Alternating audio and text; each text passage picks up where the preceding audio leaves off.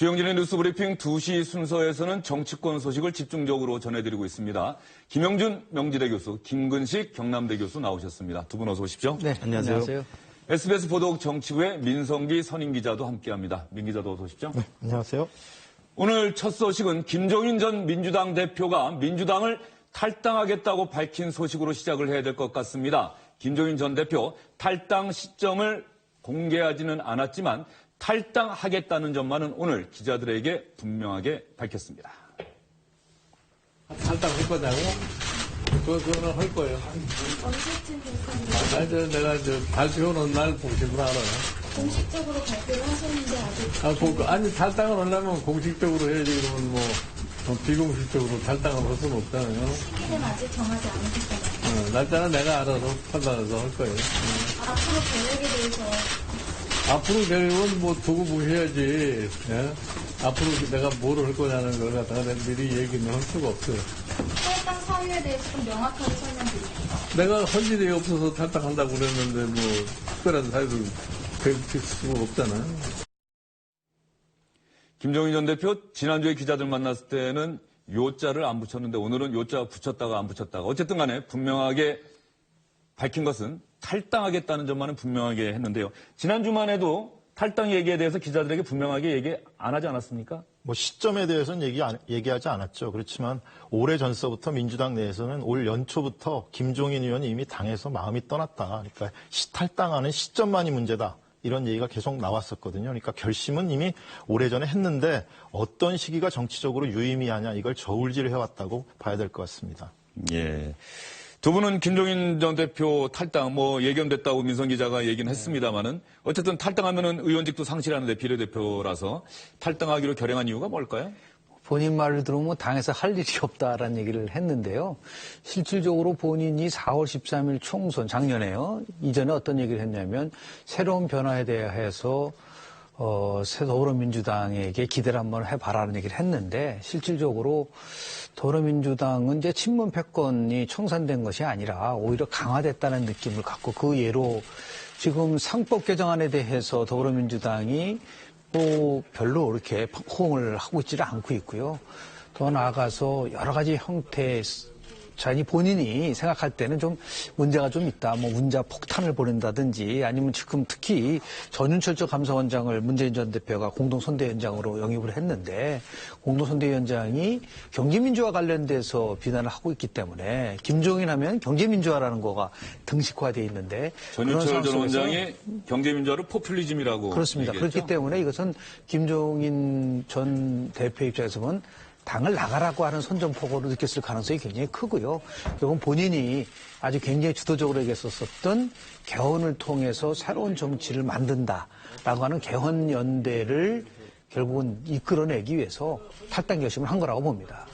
김은식 교수는 어떻게 보십니까? 일단 김종인 전 대표가 탈당하기로 한 것은 문재인 전 대표 대세론 나 이거 마음에 안 든다 이렇게 해석할 수 있는 거 아니겠어요? 그렇죠. 그러니까 지금 김영준 교수님께서 이제 김종인 전 대표의 개인적인 그 신념과 기조에 반해서 더불어민주당이 더 이상 할 일이 없다라고 설명을 잘 해주셨고요.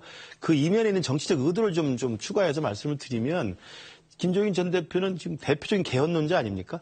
그리고 이미 개헌에 대한 자신의 입장을 확고하게 밝혔고 개헌을 통해서 이른바 그 패권 세력이 아닌 연정과 협치 세력들이 좀 빅텐트를 쳐가지고 새로운 정치색을 좀 만들어보자는 입장을 줄곧 주장해 오신 분이기 때문에 제가 보건대는 그동안 들려왔던 이야기도 그렇고 민주당 내에서 탈당계를 가지고 호주머니에 넣어갖고 다닌다는 이야기는 오래전에 있었거든요. 그런데 그 탈당을 하되 탈당의 시점과 명분을 계속 저울질하셨던 것 같고요. 가장 1차적으로는 지난 반기문 총장이 귀국했을 때 반 총장의 바람이 불었다고 한다면 그 반 총장과 함께 아마 빅텐트를 쳐졌을 가능성이 있는데 그게 조기에 진화가 되고 꺼지면서 그 타이밍을 좀 놓쳤고요. 그리고 지금 더불어민주당 내에서는 전윤철 위원장 이야기도 했습니다만 더불어민주당의 주류 측에서는 김종인 전 대표를 잡을 생각도 별로 없는 분위기입니다. 그렇기 때문에 당신은 나올 수밖에 없는 거고 나온다고 한다면 이제 탄핵이 눈앞에 임박해 있기 때문에 탄핵 이후의 정치적 국면에 요동친다는 것을 예상해 봤을 때 자신이 지금 움직일 수 있는 최대의 공간이 열렸다. 이렇게 보시고 아마 개헌을 통한 그 경제민주화 또 개헌을 통한 빅텐트를 마지막으로 한번 이끌어 보겠다는 정치적 의도를 가지고 계신 것 같습니다. 민성 기자, 김종인 전 대표가 후원금을 다 찾아갖고 동료 의원들에게 친하게 지내던 의원들에게 나눠줬다고 하는데 얼마나 준 겁니까? 뭐 아직 정확하게 확인은 되지 않고 있습니다. 그렇지만 후원금 계좌를 닫았다는 거는 이제 더 이상 내가 국회의원 안 하겠다 이런 뜻이겠죠. 그러니까 탈당을 하면 비례대표이기 때문에 국회의원을 내놔야 되니까 의원직을 내놔야 되니까 미리 사전에 준비 작업을 했다 이렇게 봐야 될 것 같습니다. 의원직 상실 감수하겠다. 그리고 나는 의원직에 연연하는 사람은 아니다. 나는 통큰 정치인이다. 아마 이런 이미지 국민들한테 좀 보여주기 위해서 그런 것 같은데요. 김종인 전 대표가 어제 자신의 SNS에 의미심장한 글을 올리기도 했다고 합니다. 안팎의 위기가 눈앞에 닥쳤을 때 정치가 대의 명분만을 따져서 국민을 분열시켜서는 안 됩니다. 옳고 그름을 따지기도 전에 국난이 코앞에 다가와 있을 것입니다. 그 대가는 국민의 피 눈물로 치르게 됩니다. 삼전도의 굴욕을 겪어야 했던 조선시대 인조의 이야기를 아마 인용을 한 것 같은데요. 김종인 전 대표가 이 얘기를 한 것, 국난이 코앞에 다가와 있고 그 대가는 국민의 피눈물로 치르게 된다. 이 대목이 말이죠. 민주당이 지금 집권할 가능성이 크다. 대선이 조기에 치러지게 된다면, 그리고 또 문재인 전 대표가 대통령이 될 가능성이 크다. 뭐 이런 점까지 염두에 두고서 문재인 전 대표가 돼서는 곤란하지 않겠느냐, 뭐 이런 의사로도 해석이 가능하지 않을까요? 뭐 그런 해석도 가능하지만은 더 1차적으로 이제 주목이 되는 부분은 국론이 분열된다. 그러니까 탄핵 이후에 국론이 분열되면 대통합이 아마 이슈로 떠오를 것이다. 그 부분에서 김종인 의원이 여태까지는 개헌과 경제 민주화를 명분으로 삼았는데 거기다가 대통합까지 명분으로 삼아서 소위 제3지대 빅텐트론에 다시 한번 불을 좀 붙여보겠다. 이런 의도가 담겨 있는 것 같습니다. 그러면 김은식 교수님, 김종인 전 대표의 파괴력, 탈당이 가져올 파괴력에 대한 평가 어떻게 해볼 수 있을까요? 왜냐하면은 민주당 내에서도 파괴력 있을 것이다. 네, 맞습니다. 별 변수가 되지 않을 것이다. 이렇게 의견이 엇갈리고 있는 것 같아요. 그 아까 제가 말씀드린 것처럼 반기문 총장 귀국과 동시에 반기문 바람이 불었을 때 초기에 합류해서 이른바 빅텐트를 치고 개헌을 고리로 해서 이른바 비문 세력들이 일정한 연대를 했다고 한다면 상당한 파괴력이 있었을 거라고 생각이 듭니다. 그러나 그 타이밍은 놓쳤고 반풍도 이제 수그러들었고요. 이제 좀 남아있는 것은 스몰 텐트 정도의 가능성도 생각해 볼 수 있는데요. 왜냐하면 이미 국민의당은 국민의당대로 자기의 경선 룰을 좀 만들고 자체적인 경선을 해야 되는 프로그램이 가고 있고요. 바른정당도 마찬가지 지금 대선 예비 후보를 지금 등록을 받고 있지 않습니까? 그렇기 때문에 지금 나오셔서는 그때 초기에 불었던 빅텐트의 가능성은 현실화시키기는 높지 않다고 봅니다. 그러나 그럼에도 불구하고 김종인 전 대표가 갖고 있는 상징적인 이미지가 있어요. 아까 우리 김 교수님 말씀하신 경제민주화에 대한 올곧은 소신과 신념이 있고 또 하나는 김종인 전 대표가 어떤 인물입니까? 지난 4.13 총선 때 쓰러져가는 문재인 전 대표의 더불어민주당을 구원투수 들어가서 그래도 승리를 안겨준 구원투수 역할을 했던 분이거든요. 상당한 리더십이 있는 분이기 때문에 저분이 그 더불어민주당을 탈당해서 일종의 비노의 또는 비문의 어떤 그 감정을 좀 엮어서 바깥에서 국민의당과 바른정당과 같이 어떠한 구상들을 다시 재가동해본다고 한다면 큰 그림에 미치지는 못하지만 상당한 파괴력은 가지고 있다. 그리고 이후에 대선 국면에서 요동을 칠 상황이 몇 번 생기기 때문에 그 과정에 살 역할들은 있다고 생각합니다. 김근식 교수님은 상당한 파괴력이 있을 것이다 이렇게 전망을 해주셨고요. 김학규 교수님도 같은 생각이십니까? 아니면 좀 다르십니까? 조건이 필요합니다. 두 가지 조건이 필요한데요. 하나는 스몰 텐트가 강화돼야지만이 빅 텐트를 칠 수 있는 거거든요. 우리 김종인 전 대표가 손학규 의장을 만난 것이 굉장히 함의가 있어요. 오늘 아침에요. 그렇죠. 그 왜냐하면 무슨 말이냐면 그게 국민의당이 나름대로 여하튼 어떤 후보든 간에 후보로 선정이 되는 과정을 거치면서 나름대로 국민의 관심을 가져가서 결국은 후보가 결정이 되고 또 하나 지금 거론되고 있지 않지만 저는 정운찬 전 총리가 바른정당으로 영입될 가능성이 굉장히 크다고 봅니다. 그렇게 되면은 바른정당에서 또 다른 후보가 나올 가능성이 크지 않습니까? 이 두 세력을 묶을 수 있는 힘이 결국은 김종인 전 대표가 제가 역할을 할 수 있을 것이다라는 확신을 하고 있는 것 같아요. 그리고 그 고리가 개헌이라고 개헌이다. 보는 것이죠. 예. 이것을 과연 제가 말씀드린 국민의당과 바른정당이 어느 정도 나름대로의 국민으로부터 관심과 지지를 받을 수 있느냐라는 것이 첫 번째 전제 조건이라고 보고요. 김종인 전 대표는 그것이 가능하다고 판단한 것 같아요. 두 번째는 뭐냐면 지금 여러 어려움이 봉착되고 있지 않습니까? 지금 국난이 코앞에 다가가고 있다고 하는데요. 저는 안보연대가 만들어질 가능성이 굉장히 크다고 봅니다. 안보연대. 다시 얘기해서 개헌연대, 안보연대 이 두 가지 축으로 묶을 수 있다. 지금 사드 배치 문제를 포함해서 중국 문제 지금 시진핑 그 주석이 대한민국을 향해서 보여주는 이러한 태도는 굉장히 국민들로 하여금 불만도 많고 있을 수 없는 일이라고 얘기를 하지 않습니까? 그런 의미에서 봤을 때 특히 트럼프 대통령이 선제 타격론 전술핵 배치 이것은 곧 더 나아가서 대한민국의 안보가 최고의 위기로 올 수가 있다. 이것을 묶을 수 있는 세력을 결국은 자신이 할 수 있다라고 보고요. 이것이 결국은 어느 정도 특히 조기 대선이 이루어졌을 때 힘을 받느냐에 따라서 김정인 전 대표가 힘을 생각한 것 이상으로 발휘할 수도 있고 그렇지 않다면 그냥 뭐 미풍으로 그칠 수 있는 가능성도 있다고 봅니다. 김종인 전 민주당 대표가 민주당을 탈당하겠다고 밝히자 다른 정당들에서 김종인 전 대표의 탈당을 환영하는 메시지가 나오고 있습니다. 김종인 전 대표가 향후 거치에 대해서 한 얘기도 있는데 이 김종인 전 대표 얘기 들려드리기 전에요. 다른 정당들에서 김종인 전 대표의 탈당 결심을 환영하는 발언 나온 거 먼저 여러분께 들려드리도록 하겠습니다. 김종인 전 대표가 탈당 의사를 좀 밝혔는데 뭐 자유한국당과 연대라든지 영입이라든지 이런 가능성은 좀 어떻게 저는 대단히 높다고 보고 있습니다. 연락을 좀 해보셨나요? 김종인 대표가? 그건 좀 사적으로 한 거기 때문에 좀 공개하기가 좀 어렵지만 뭐 하여튼 이제 좀 접촉이 있다는 거는 말씀드립니다. 접촉이 있었다는 거, 또 있을 거라는 거를 말씀드립니다. 저는 김종인 대표의 개헌 그리고 경제 민주화 등이 우리 당의 정체성과 같기 때문에 조만간 결단을 내려서 우리 국민의당과 함께 중도 개혁 세력의 정권 교체를 위해서 동참해 주시길 것을 기대에 마지 않습니다. 신문 패권 그 세력에 대한 뭐 실망 이런 것 때문에 나오시는 거고 개헌이 뭐 굉장히 중요한 문제라고 생각해 나오시기 때문에 우리가 공통적인 고민이기 때문에 같이 논의가 될 겁니다. 김종인 대표랑 혹시 만나실 계획은 좀 조율하셨나요? 이제 그분이 정책 결단을 내리시면은 당연히 만나겠죠. 들어보니까 김종인 전 대표 인기가 아주 많습니다. 자유한국당, 국민의당, 바른정당 모두 환영하고 자유한국당 정우택 원내대표가 자유한국당으로 오실 수도 있다 이렇게 얘기를 했는데 그럴 가능성이 얼마나 될지는 잘 모르겠습니다. 자, 그렇다고 한다면 김종인 전 대표는 자신의 향후 거취에 대해서 어떻게 얘기를 했을까요? 다른 정당들의 기대에 부응하는 얘기를 했을까요? 자유한국당과 연대 가능성도 있는 건가요? 내가 뭐 어디 당으로 들어가거나 그러지는 않을 거예요. 일각에서는 이제 탈당 후에 그 직접 출마를 하실 거다 이런 보도. 그래서 두고 봐야 할 일이고 그거를 미리서 뭐라고 얘기를 할 수는 없잖아요. 구상이야 뭐 평생 동안 구상을 하는 거지 이거야. 당에 돌아서 이제 지난 4.13 총선을 치르고 총선을 끝마치고 난 다음에도 여러 가지로 생각을 많이 해봤는데 이제 그런 것을 다 이제 종합을 해가지고서 지금 현 상황과 관련해서 무엇을 내가 해주는 것이 가장 옳겠느냐 하는 그 책임을 내가 다 하려고요.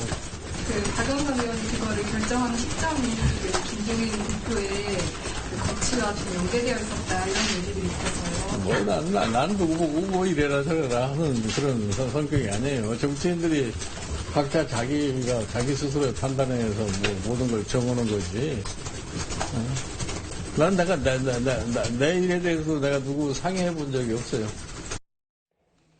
민성 기자, 김종인 전 대표 앞으로 어떻게 하겠다는 겁니까? 당에 들어간 일은 없다고 얘기를 했는데. 일단은 제3지대에서 여태까지 본인이 얘기해왔던 대로 비박 그리고 비문을 엮는 그런 제3지대에서 개헌을 고리를 그걸 엮어내는 연결 고리 역할을 하겠다. 그걸 좀 아우르는 역할을 하겠다. 이런 뜻이 담겨 있는 것 같습니다.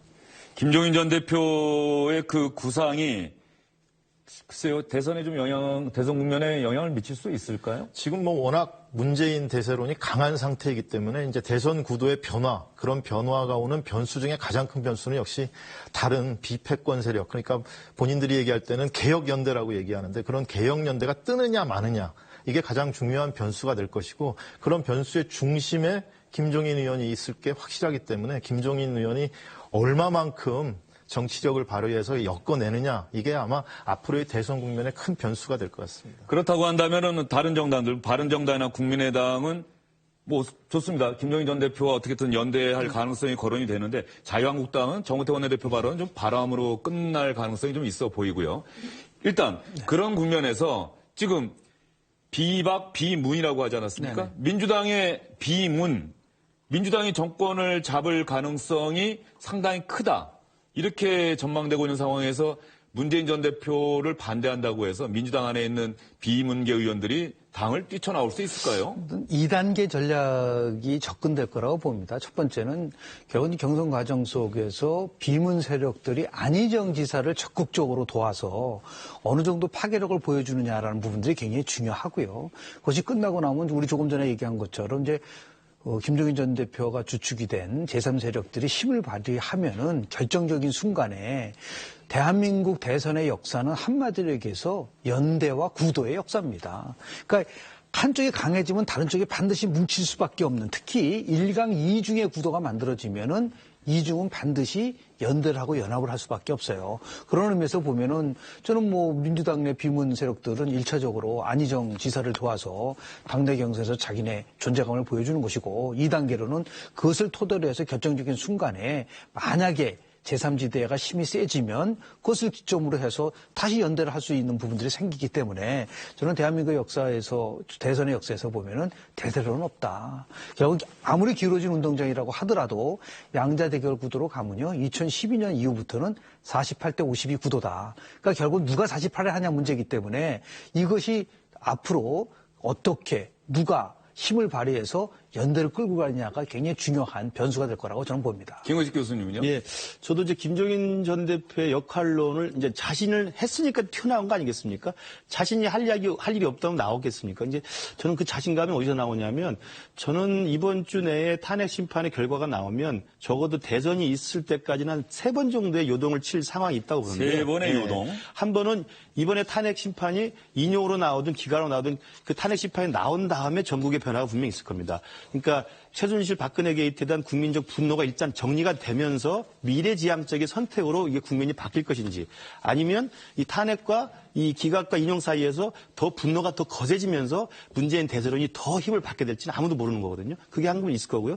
두 번째는 탄핵 인용됐다고 했을 때 그 이후의 상황에서 박근혜 대통령 수사와 구속이라고 하는 시나리오가 있습니다. 그러면 대선 전에 박 대통령이 구속되거나 재판을 받는 모습들이 보여진다고 했을 때 또 그것이 이른바 샤이 보수들 비롯한 중도층에 엄청난 감정적 영향과 여론의 영향을 미칠 텐데, 그게 어디로 튈지 아무도 모르는 상황이 있고요. 세 번째로는 지금 우리 김 교수님 말씀하신 대로 각 당의 후보가 정해지는 순간이 있을 겁니다. 더불어민주당의 안희정 후보가 이기든 안희정 후보가 지고 문재인으로 결정이 되든, 국민의당에 또 누가 결정이 되고 바른정당에 결정이 되고, 그러면 이른바 구도가 확정이 되는 것이죠.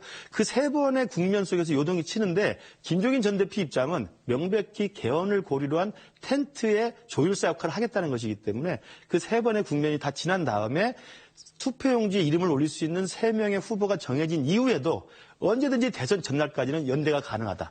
아까 말씀하신 2002년에 연대, 2012년 연대, 다 연대를 통해서 약자가 뒤따라가던 후보가 앞서가는 후보를 추월했지 않습니까? 그런 극적인 어떤 추월의 장면들을 김종인 전 대표는 해볼 수 있다. 내가 할 역할이 있다. 그런 자신감이 있으니까 아마 탈당을 결심한 게 아닌가 싶습니다. 그런데 두 분 말씀하실 때 보면은 연대라고 하는 말은 기본적으로 긍정적이다라고 하는 개념이 좀 깔려 있는 것 같은데, 또 다른 시각에서 보면은 또 대선 앞두고 이합 집산 아닙니까? 오로지 선거만을 바라본 뭐 정당으로서의 가치와 이념, 뭐 이런 것들을 생각하는 것이 아니라 오로지 선거의 승패를 염두에 둔. 그렇습니다. 그런 면에서는 좀 비판적으로 볼 수 있는 건 아닙니까? 분명히 있죠. 그러나 이제 그 연대가 얼마만큼 시대 정신을 반영하느냐.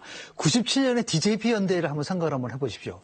그 당시에 연대라고 한다면 결국은 선거 승리를 위해서 유신 세력과 유신 반대 세력이 결합을 했음에도 불구하고 수평적 정권 교체라는 시대 정신에 부합을 했기 때문에 승리했었던 것이고요. 2002년도에도 결국은 노무현 정몽준 전 대표가 같이 한 부분은 뭐냐면 특권과 차별이 없는 세상을 만들겠다는 그 시대 정신이 반영이 된 거거든요.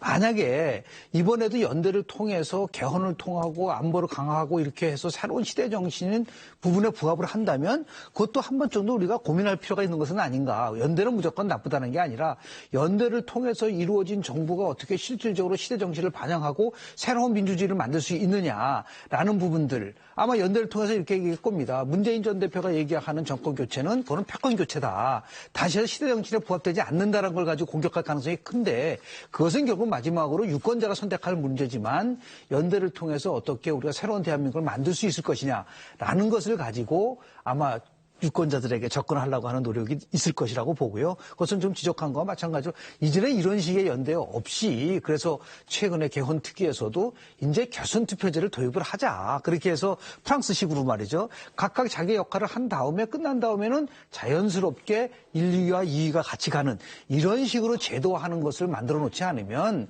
꾸준하게 계속해서 연대 문제는 대한민국 대선에서 상수로 나올 수밖에 없다는 말씀을 드리고 싶습니다. 네, 오늘 방송하다 보니까는 유난히 연대라는 말이 많이 나오고 있습니다. 그런데 여기서 당장 드는 궁금증이 말이죠. 지금 사드 체계의 일부가 벌써 우리 주한미군 오산기지에 들어왔다는 거 아니에요? 네, 그렇습니다. 근데 사드 배치와 관련해서도 국민의당과 바른정당이 선거 국면에서 연대할 가능성이 있다 이런 얘기가 나오고 있는데 사드 배치와 관련해서는 바른정당과 국민의당이 너무 다른 입장 아닙니까? 바른정당은 보수정당이니까 기본적으로 보수정당이니까 환영한다는 입장이고 국민의당의 오늘 공식 입장은 이게 국회의사를 무시한 이게 졸속으로 된 거 아니냐는 비판적인 입장인데 후보를 놓고 보면 좀 달라지는 것 같아요. 우리 안철수 후보는 지금 그 한미 간의 협정에 대해서는 이건 바로 뒤집을 수는 없는 거 아니냐 그리고 한 발 뺀 상태이기 때문에 결국 당이 대선에 가까워질수록 후보 중심으로 움직이게 되기 때문에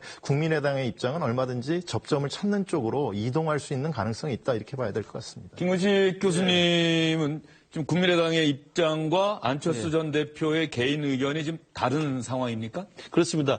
일단은 초기에 사드 배치를 결정했던 초기에는 국민의당이나 안철수 후보가 상당히 강력한 반대 입장이었습니다만 최근에 와서는 안철수 개인의 입장에서는 사드에 대한 한국 당국과 미국 당국의 공식적 합의에 대해서는 존중한다는 걸 돼 있기 때문에 일단은 사드 반대 당론이 조금 차별화되는 모습을 보이고 있고요.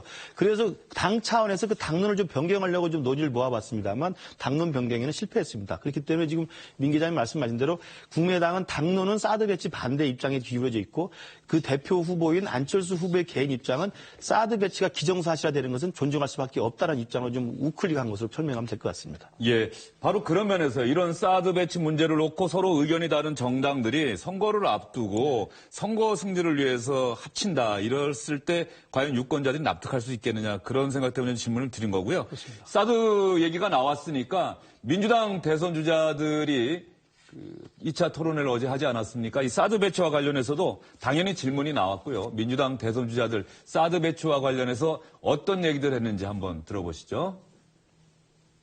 사드 배치에 대해서 찬성하지 않는 그런 생각 얼마든지 있을 수 있죠. 네. 그러나 이미 지금 한미 간에 일단 합의는 된 상황 아닙니까? 네. 그런 상황 속에서 그 합의를 취소하고 사드 배치를 치러야 된다. 그렇게 생각하시는 건가요? 저는 정말로 궁금한 게 있습니다.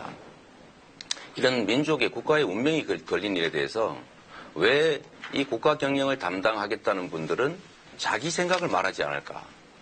저는 정말로 궁금합니다. 우리 문재인 후보님은 자꾸 국회에 넘겨라, 다음 넘겨라 하시는데 정말로 사드가 해야 된다고 생각하는 건지 어쩔 수 없다고 생각하는지 정말로 궁금합니다. 복합적으로 판단해야 되는 거죠. 국익이라는 것은. 그래서 전면적인 재검토를 통해서 내부적으로 공론화와 국회 비준 절차를 거치고 또 대외적으로는 미국과 중국과 외교적으로 긴밀하게 협의하면서 합리적인 결정을 해나가야 된다. 이런 문제는 오히려 전략적인 모호성을 필요하는 순간까지는 유지할 필요도 있는 것입니다. 그것이 외교죠. 박근혜 대통령이 현재 지금 저질러놓은 잘못 중에 가장 골아픈 잘못이 지금 사드 문제입니다. 그렇습니다. 예.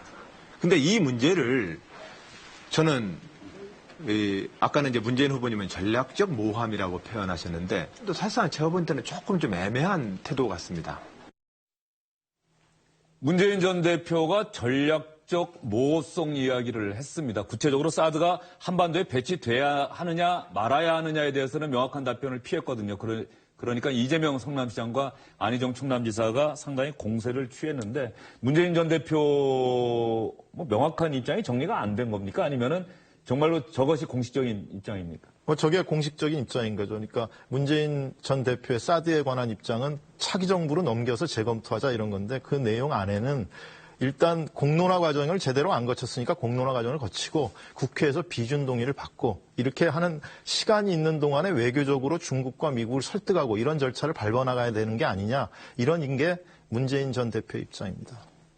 이런 상황이라고 한다면 이미 주한미군 기지의 사드 체계 일부가 반입된 현 상황, 문재인 전 대표의 이야기와는 거리가 좀 멀어지고 있는 것 아닌가. 그래서 상당히 문재인 전 대표나 민주당 입장에서는 오늘 그 주한미군 기지의 사드 체계 일부가 반입됐다라고 하는 결정이 상당히 격앙된 반응을 보일 수밖에 없을 것 같은데요. 김영민 교수님은 지금 민주당 대선 주자들 어쨌든 조기에 대선이 치러진다면은 집권할 가능성이 큰 정당이 민주당이다. 그런 민주당의 대선 주자들이 사드 배치 문제를 놓고 이견을 보이고 있습니다. 이견이 있을 수 있죠. 중요한 것은 유권자들에게 어떠한 정확한 정보를 주고 그것을 판단을 해서 합리적으로 결정을 하게끔 하는 책무가 후보들에게 있습니다. 그러니까 문재인 전 대표가 이 자꾸만 그 전략적 모호성 외교 얘기를 하면서 대안을 제시하고 있지 않다는 것은 유권자들의 선택을 혼란스럽게 만들 수 있는 부분이 있다. 이것은 결코 바람직한 것은 아니다라고 보고요. 그러면서 반대를 하든 찬성을 하든 이 입장을 명확하게 해야 되는데 제가 그 선거를 연구한 연구자 입장에서 봤을 때 경선과 본선이라는 두 가지의 부분이 있지 않습니까? 저는 문재인 전 대표는 경선까지는 철저하게 모호한 입장을 취할 거라고 봐요. 다만 본선으로 넘어갔을 때도 사드 배치 문제와 관련돼서 특히 지금 굉장히 첨예하게 빠른 속도로 이 안보 문제가 변하고 있기 때문에 안보 환경이 변하고 있기 때문에 본선에서는 입장을 조금 지금보다 훨씬 더 다른 방향으로 갈 가능성이 있다고 봅니다. 다만 경선은 결국은 집토끼를 강화시켜서 선거에서 승리할 수밖에 없기 때문에 저렇게 계속해서 전략적 모호성이라는 부분들로 얘기를 하는 것인데 저는 지도자로서의 그런 그 자격의 면에서 봤을 때는 좀 부족하다. 그러니까 좋든 싫든 아니면 반대하든 찬성하든 명확하게 입장을 하고 그것을 통해서 국민의 심판을 받은 다음에 그것을 힘을 통해서 가져가야지 저렇게 모호성을 해놓은 다음에 나중에 양쪽 전부 다 하다가 잘못된 시그널을 줄 수가 있는 거거든요. 지금 박근혜 전 박근혜 대통령이 했던 가장 큰 잘못 중에 하나가 특히 황교안 총리 같은 경우는 사드 배치 결정 일주일 전에 시진핑을 만나서 결정한 것이 없다고 하고 나서 일주일 만에 사드 배치를 얘기하니까 중국 입장에서 봤을 때는 배신당했다고 생각을 하고 있는 거거든요. 이것은 외교상으로는 굉장히 잘못된 것이기 때문에 특히 국가 안전, 생명 이와 관련된 부분에서는 명확한 입장을 얘기하고 그것을 토대로 해서 심판을 받아야 된다고 저는 봅니다. 지금 김영민 교수님은 문재인 전 대표에 대한 개인적 호호 이게 아니고 아닙니다. 이제 유력한 대선 주자 정도라면 이런 그렇습니다. 민감한 외교 현안에 대해서 명료한 입장을 국민들에게 밝힐 의무가 있다. 이런 말씀을 하신 거죠? 그리고 선거를 통해서 자기 입장을 주장했는데 많은 사람이 동의를 해주면 그것을 힘으로 해서 자기의 앞으로의 항거를 나갈 수가 있는 것이지 이렇게 모호성을 가지고 가고 선거 결과가 나왔을 때 또다시 모호성으로 가져갔을 때는 오히려 득보다는 실이 훨씬 많은 겁니다. 그렇기 때문에 정치 지도자는 위기 상황 속에서 분명히 국민을 설득하고 끌고 갈 수 있는 위기 관리 능력을 보여줘야 되는데 이것이 위기 관리 능력이 아니라 위기를 피하는 능력으로 가져간다는 것은 국민들에게 결코 바람직한 건 저는 아니라고 봅니다. 김근식 교수님께는 이렇게 질문을 드려볼게요. 네. 문재인 전 대표가 표방한 전략적 모호성, 사드 배치 문제에 대해서 이 전략적 모호성이 유리할까요? 아니면은 오히려 김영진 교수님 얘기하신 것처럼 어제 사태를 더 악화시킬 수도 있을까요? 전략적 모호성이라는 것을 외교 영역에서 쓴다고 한다면요. 그것은 강대국의 용어입니다. 그러니까 힘을 가진 나라가 힘이 약한 나라들 상대로 할 때 둘 다 섭섭하지 않거나 둘 다 이익을 주려고 할 때 힘을 가진 나라가 전략적 모호성을 보여주는 거예요. 그러니까 이건 국가 간의 관계에 쓸 수 있는 문제이지 저는 지금 문재인 후보가 말씀하신 전략적 모호성이라는 것은 사드 배치라는 결정을 하기 이전에 우리 정부가 취했어야 될 태도로는 가능할 수 있습니다. 그러니까 미국과 중국 사이에서 우리가 어떤 외교적 입지를 가지냐 했을 때 그때 박근혜 정부가 했던 입장도 쓰리도라고 있지 않았습니까? 요청 한 바도 없고 협의 한 바도 없고 결정 한 바도 없다고 했다가 어느 날 갑자기 7월 8일 날 중국과의 사전 일정 없이 바로 전격적으로 결정한 거거든요. 그러니까 이미 결정이 된 사안이란 말이죠. 그렇다고 한다면 지금 문재인 후보가 말하는 전략적 모호성은 외교적 의미에서는 사실상 이미 지나가 버린 상황이기 때문에 의미가 없다고 보고요. 지금 정치적으로 말하는 전략적 모호성이라는 정치학적 함의는 제가 볼 때는 외교 영역이 아니라 자기 경선을 통해서 지금 확보해야 될 자기 집토끼들에 대한 어떤 지지를 확보하고 또 한편으로는 본선에 나갔을 때 외연을 확장해야 될 산토끼들에 대한 지지도 확보하게 되다 보니까 정치적 모호성으로 오해될 소지가 좀 충분히 있어서 좀 문제가 될 거라고 봅니다. 네. 사드 무기 체계의 일부가 오늘 주한미군 기지에 반입됐다는 보도가 들어왔습니다. 그래서 민주당 대선 주자들 사드 배치에 대해서 어떤 입장 밝혔는지 여러분께 들려드렸고요. 문재인 전 대표의 전략적 모호성에 대해서 두 분 패널이 집중적으로 분석을 해 주셨습니다. 그렇다고 한다면 민주당 대선 주자 2차 토론회, 어제 있었던 토론회에서 이 경제 현안이나 다른 현안들에 대해서는 서로 어떤 얘기들을 주고받았을까요? 소위 재벌, 기득권자들, 이 사회의 온갖 기득권자들이 우리 문 후보님 주변에는 아주 대규모로 몰리는 것 같습니다. 저는 이런 걸 보면 이것도 일종의 기득권 대연정 아니냐라는 생각을 지울 수가 없습니다. 안타깝다는 생각이 들어서 질문은 아닙니다. 그냥 제 의견이니까요. 이런 거 넘어갈 수는 없는 것이죠. 네, 지금 복지에 대해서 잠깐만요. 예. 이게 일반적인 의견을 말씀하신 것이 아니고 저를 비판하는 의견을 말씀하신 것이거든요. 그러면 저한테 그에 대한 반론권. 반박 또는 해명 기회를 주시면 이따가 발언 주도하실 때 하시면 되지 않습니까? 제가 듣기에도 질문성 의견이었기 때문에 30초간 답변 기회를 드리고 넘어가도록 하겠습니다. 저는 우리 이재명 시장님이 이게 재벌 해체를 주장하시는데요. 재벌을 해체하자 또는 기득권자들을 일체 다 타도하자, 일체 다 배제하자 이런 식으로 해서는 새로운 대한민국을 열어갈 수 없다고 생각합니다. 아까 네. 30초 드렸습니다. 자, 제가 재벌 이어가겠습니다. 체제 해체를 얘기했지 재벌 해체를 얘기한 일은 없는데 왜곡 안 해주시면 좋겠습니다. 오늘 토론에 자평을 하신다면 몇 점 주시죠? 지난 토론하고 이번 토론하고 좀 비교하셨을 때 점수를 더 높게 주고 싶으세요? 본인에 대해서 아니면 그냥 즐거웠다는 말씀만 올립니다. 긴장됐지만 즐거웠다. 한 말씀만 해주시고 안 하기로 다른 광고는 더 다 안 예, 문재인 전 대표 웃음으로 기자들의 질문에 답변하지 않고 지나갔는데요. 민성희 기자. 네. 지금 재벌 현안 놓고도 상당히 이재명 성남시장과 문재인 전 대표 치열한 신경전, 조금 분위기가 어색해질 정도로 말이죠. 안희정 충남지사가 어떤 얘기를 했는지는 지금 저희가 보여드리질 못했는데 어땠습니까? 어제 토론회 분위기가? 제가 민주당 인사한테 한번 물어봤어요. 요즘 토론회가 어떠냐 하니까 이렇게 얘기하더라고요. 이재명 시장이 아주 공격적으로 문재인 전 대표를 공격을 하고 오히려 좀 안희정 지사는 좀 점잖게 하더라 이런 얘기를 하고요. 그 최성 시장이 문재인 도움이 아닌가 이 의심이 달 정도로 문재인 후보를 돕더라. 그래서 4등 이제 후발 주자는 원래 1등을 막 공격하는 건데 이게 아닌 것 같다 이런 얘기를 하더라고요. 예, 그럼 문재인 전 대표와 최성 고양시장이 어쨌든 이렇게 같은 비슷한 쪽에 서 있고 이재명 성남시장이 반대쪽, 안희정 충남지사가 가운데쯤 있는 건가요? 그렇게 보는 시각들이 많은 것 같습니다. 그런데요, 이런 토론회가 저는 그런 궁금증이 들어요. 사실 미국 대선 TV 토론 저희가 여러 차례 보도해드리고 미국은 참 우리랑 다르다 얘기는 많이 합니다만 사실 이런 토론회가 정말로 경선 결과나 선거 결과에 영향을 주느냐. 정치학자 입장에서 어떻습니까? 저는 좀 비판적이에요. 부정적이에요. 아닌 것 같아요. 아니, 결과가 연구가 많이 됐어요. 그러니까 두 가지 효과가 이제 어떤 게 맞느냐. 토론회를 보고 자기가 지지하는 지지자를 더욱더 지지하게 됐다는 강화 효과가 있는 것이냐. 아니면 토론회를 보고 나서 지지하지 않았었다가 괜찮다고 해서 유입하는 효과가 있네. 두 가지를 가지고 봤을 때 강화 효과가 더 강하다는 게 그동안 일반적으로 나왔었던 연구 결과인데요. 또 97년도에서 TV 토론이 처음으로 우리가 채택이 됐었지 않습니까? 근데 그 당시에 김대중 대통령은 물론 토론 잘한다고 했지만 당시에 오히려 이인재 후보가 토론을 잘했어요. 그래서 실제적으로 한 20%에 육박하는 거를 얻어서 이해창 후보가 탈락했단 말이에요. 그러니까 완전히 없다고 얘기하기는 굉장히 어렵겠으나 이 당내 경선을 할 경우에는 지금 이제 이재명 이제 후보가 끊임없이 이제 공격하는 이유는 언더닥, 특히 후발 주자는 1등을 향해서 계속해서 공격할 수밖에 없는 그런 것도 있지만 저 결과를 보고 만약에 TV를 보고 한다면 누가 가장 큰 그 득을 볼 것이냐. 오히려 안희정 지사가 볼 가능성이 굉장히 커요.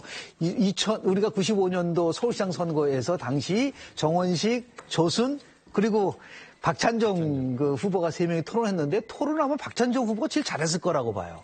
근데 실제로 끝나고 나서 조사를 해보니까 오히려 말도 어눌하고 그냥 좀 안정적으로 했었던 조순 후보한테 지지도가 높았었거든요. 그런 의미에서 보면 공격했다고 무조건 후보가 높아지는 것이 아니라 제가 볼 때는 어떤 후보가 안정적 이미지를 보여주느냐라는 것이 굉장히 중요한 요소라는 것이 최근에 나온 연구 결과라고 봅니다. 김영준 교수님이 이런 토론회, 민주당 경선 주자들 간의 토론회가 계속되다 보면 현재의 패턴대로라면 민성 기자가 얘기한 패턴대로라면은 안희정 충남지사가 상대적으로 득을 볼 수 있다라고 말씀을 하셨는데 그런데 정작 지난주 이번 주에 계속 발표되고 있는 여론조사 지지도를 보면 안희정 충남지사가 조금은 상황이 어려운 것 아니냐 이런 얘기가 절로 나올 수밖에 없는 게요. 6.3%포인트나 떨어졌습니다. 전주에 대비해서 20%를 넘으면서 그야말로 기세가 상당히 대단했었는데 지금 일주일, 2주일 만에 안희정 충남지사의 지지율이 많이 떨어졌고요. 황교안 권한대행이 4%포인트 올랐고 문재인 전 대표가 아마 36% 정도대로 올라간 게 거의 처음 아닙니까? 네, 거의 어떻습니까? 처음입니다. 35%를 돌파한 게 아마 처음인 것 같습니다. 예. 여기서 또 눈길이 가는 게 뭐 홍준표 경남지사, 손학규 전 민주당 대표가 유승민 바른정당 의원보다 물론 뭐 0.1%포인트가 큰 의미는 없습니다만 어쨌든 수치상으로 유승민 의원보다 손학규 전 대표의 지지율이 높게 나왔다는 점. 이런 것들을 보면은 안희정 충남지사가 뭔가 반전의 계기를 마련해야 되지 않을까 이런 얘기가 나올 수밖에 없는데 오늘 박영선 의원이 의원 멘토단장을 맡겠다. 안희정 의원을 돕겠다 이렇게 얘기를 했어요. 반전의 계기가 될 수 있을까요? 그러니까 지금 우리 김영준 교수님 설명하신 그 TV 토론의 강화론과 유입론이 정확한 설명이신데 지금 진행되는 더불어민주당의 TV 토론이나 이 라디오 토론은 당내 경선 토론이잖아요. 그러니까 오히려 저는 이제 개인적으로 의견을 묻자면 강화론이 강하다고 생각합니다. 당내 경선은 지지자들만 보는 거기 때문에 집토끼들이 보는 거고 집토끼들은 대부분 자기가 지지하는 후보에 대한 굉장히 충성도가 강한 사람들입니다. 그러나 안희정 지사는 광범위한 일반 여론조사에는 지지세가 올라간다 하더라도 이 지지도는 충성도가 강한 결속력을 보이는 게 아니라 그냥 호감도 정도거든요. 이분들이 당내 경선을 하는데 직접 가가지고 자기 지지자를 위해서 충성도를 높인 마음으로 어떤 행위를 하는 건 쉽지 않거든요. 그런 면에서 지금 안희정 지사가 본선에 올라와서 저런 스탠스를 가지고 대연정이라든지 선이라든지 뭐 화합이라든지 이런 이야기를 했다고 한다면 본선의 확장력은 굉장히 큰 의미는 확실합니다만 지금 예선에서 저 담론을 꺼내들었기 때문에 집토끼들 사이에서는 안희정 지사의 지지율이 빠질 수밖에 없다는 생각이 들고요. 그런 면에서 제가 볼 때 최근에 기세좋게 치고 올라갔던 지지율이 좀 정체되는 분위기도 그 집토끼들의 좀 이반 현상이 아닌가 싶습니다. 김은식 교수님 좀 제 질문에는 답변 안 하셨어요. 그 김영준 교수님께 질문을 드릴게요. 왜냐하면 이제 탄핵 이제 헌재 승고 이제 입박했잖아요. 그리고 이제 촛불 집회하고 태극 집회가 격렬하게 이제 지금 충돌하고 있기 때문에 지극히 자연스러운 현상이에요. 지금 보면은 이재명 시장 비도 조금 떨어졌고요. 예. 그러니까 결국은 진보 결집을 가져오는 후보가 결국 이제 문재인 전 대표가 결국은 이득을 보고 있는데 저는 이번 조사 결과가 흥미로운 거는 오히려 그 두 분보다는 안철수 전 국민의 대표예요. 저기 보시면 10.8%로 돼 있지 않습니까? 두 자릿수인데요. 황교안, 안희정, 안철수가 엄밀하게 따지면 말이죠. 오차 범위 내에서 혼전이라고 볼 수밖에 없습니다. 그 다시 얘기해서 치고 들어오고 있다. 국민의당도 경선이 가까우면서 자연스럽게 관심을 갖게 되는 부분들이 있다고 좀 보고요. 저 추세는 아마도 경선 전에는 저런 식으로 문재인 전 대표가 이득을 받을 수밖에 없지만 헌재 결정이 이후에는 또 다른 양상이 벌어질 수가 있고 더 나아가서 이제 비문의 의원분들이 안희정 지사를 이제 지지한다고 공개적으로 해서 결집을 하게 되면 조금의 변화는 올 수 있는 가능성은 저는 충분히 있다고 저는 봅니다. 네. 민성기 기자에게 결국 이 질문 드려야겠네요. 박영선 의원이 안희정 충남지사를 돕는 의원 멘토단장 맡겠다라고 오늘 공개적으로 밝혔습니다. 공교롭게 친한 사이인 김종인 전 대표는 오늘 탈당하겠다고 밝혔고요. 박영선 의원이 의원 멘토단장, 박영선 의원 원내대표까지 했고 상당히 또 대중적 인지도도 높고 그런 정치인이기 때문에 안희정 충남지사에게는 큰 도움이 될 수 있지 않겠습니까? 당내 비문 의원들을 결집하는 데는 상당히 도움이 될 것 같습니다. 그런데 워낙 민주당의 그 문재인 전 대표의 세가 강하기 때문에 역전을 할 수 있느냐 이렇게 물으신다면 저는 아직도 어려운 국면 아니냐 이렇게 생각되고요.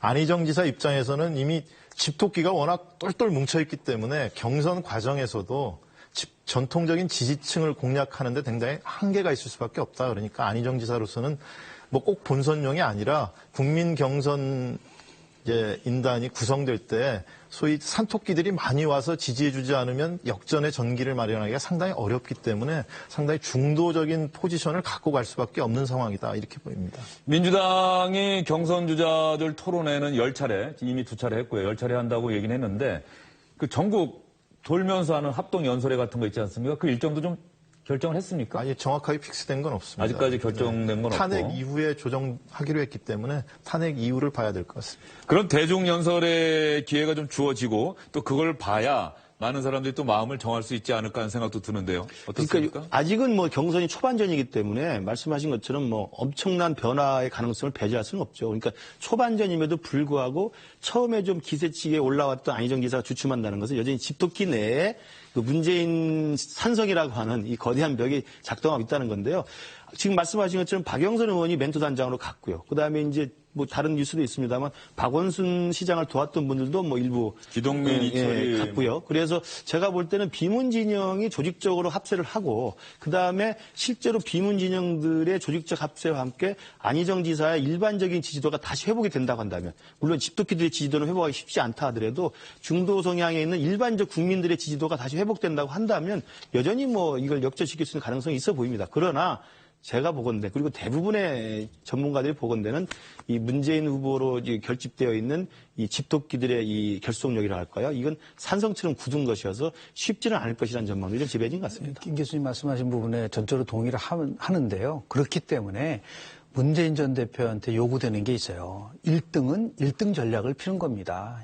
2등, 3등이 하는 전략이 1등을 하게 되면은 설득력이 약하고 1등은 저렇게 압도적으로 1등 하는 사람은 부정의 언어보다는 긍정의 언어를 많이 써야 된다. 그럼으로써 포용적 리더십을 보여줘야 되는데 우리 저 문재인 전 대표는 이렇게 압도적 일임에도 불구하고 여전히 다른 사람 2등, 3등과 같은 그러한 언어 또는 그러한 그 전략을 쓰고 있기 때문에 지금 1등은 1등일지는 모르겠으나 탄핵 이후, 결정 이후에 어떻게 될 것인가는 우리가 관심 있게 좀 봐야 될 거라고 봅니다. 네, 오늘 주영진의 뉴스 브리핑을 문재인 전 대표나 문재인 전 대표를 돕는 분들이 보셨으면 많은 참고가 되지 않았을까 하는 생각이 들고요.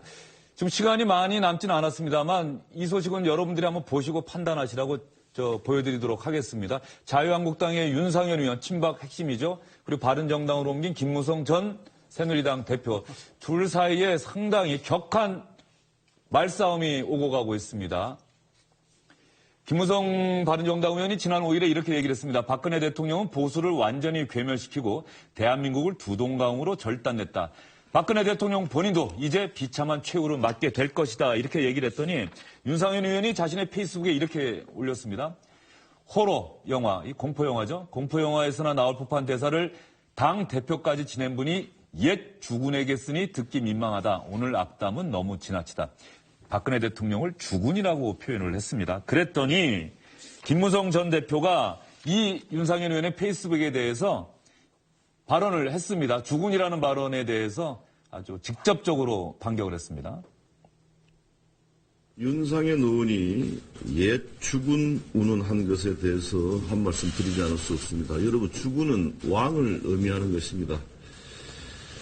저는 박근혜 대통령을 여왕으로 모신 적이 없습니다.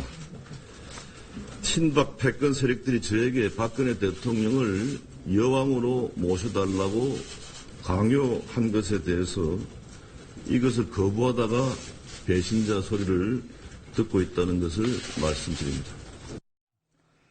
민성 기자가 그래도 짧게 저 두 사람이 왜 저러는지 좀 설명을 좀 해주셔야 될 것 같은데요. 김무성 의원은 과거에 친박이라고 하지만 윤상현 의원과는 좀 결이 다르죠. 그러니까 자기 세력도 갖고 있었고 자기 정치도 하던 이런 인물이고 윤상현 의원은 오로지 박근혜 대통령에 충성을 하는 친박의 핵심, 진박이라고 불렸던 사람들이기 때문에 저 보수의 소위 대선 앞두고 주도권 경쟁에서 서로 입장이 다를 수밖에 없는 거고 윤상현 의원 입장에서는 친박이 패족이 될 거라고 그랬는데 요즘에 태극기 집회에 사람이 많이 모이면서 다시 살아나고 있는 분위기거든요. 그러니까 그 당을 뛰쳐나간 김무성 대표를 공격하면서 그런 여론을 더욱 결집시키는 효과를 노리고 있는 것 같습니다. 네, 뭐 두 사람이 개인적인 감정 때문에 저런 공방을 벌일 수도 있는데 어쨌든 오늘 나온 얘기만 보면 자유한국당과 바른정당 같은 날에 공존할 수 없을 것 같다 이런 생각이 절로 드는데요. 재미있는 것은 정치권에서 지금 자유한국당과 바른정당이 다시 합치는 것을 검토하고 있는 것 아니냐 이런 얘기도 나오고 있습니다. 이 소식은 다음 기회에 여러분께 더 자세히 전해드리겠습니다. 세 분 오늘 수고 많으셨고요. 네.